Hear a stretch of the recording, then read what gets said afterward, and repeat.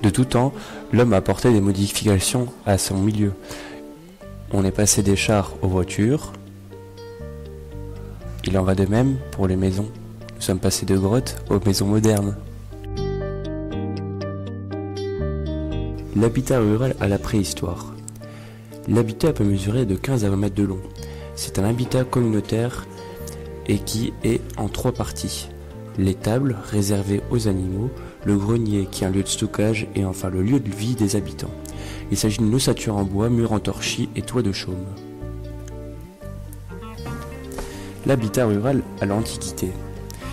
L'habitat celte exploitait les mêmes matériaux que l'habitat préhistorique. La résidence était divisée en 2 parties, l'étable et l'habitat.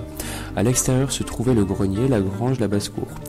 Ces habitants étaient regroupés dans des hameaux. Parfois les villages étaient tellement grands qu'on pouvait parler de véritables villes fortifiées, un oppidum.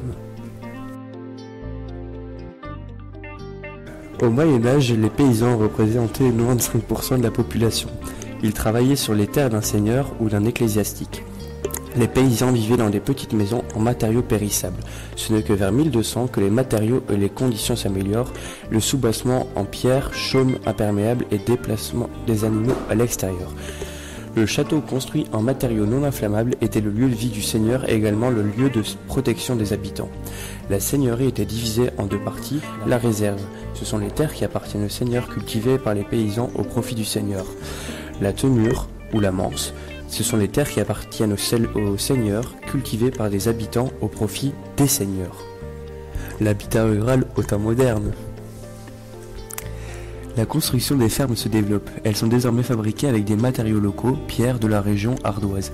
On distingue les fermes bicellulaires, logis et étables, et les fermes tricellulaires, qui comportent un logis, une étable et une grange. Les grosses fermes en carré voient également leur apparition au cours du XVIIIe et XIXe siècle, ce sont les censes. L'habitat rural durant l'époque contemporaine.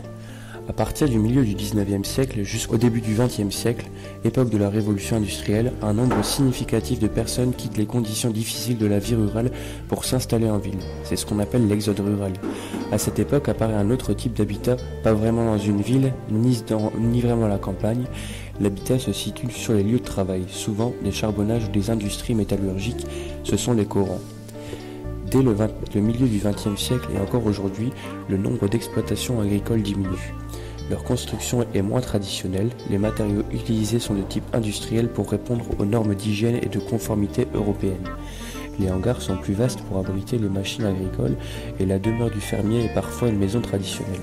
À partir des années 1960, avec la démocratisation de la voiture, on vit un exode, mais qui est urbain cette fois-ci.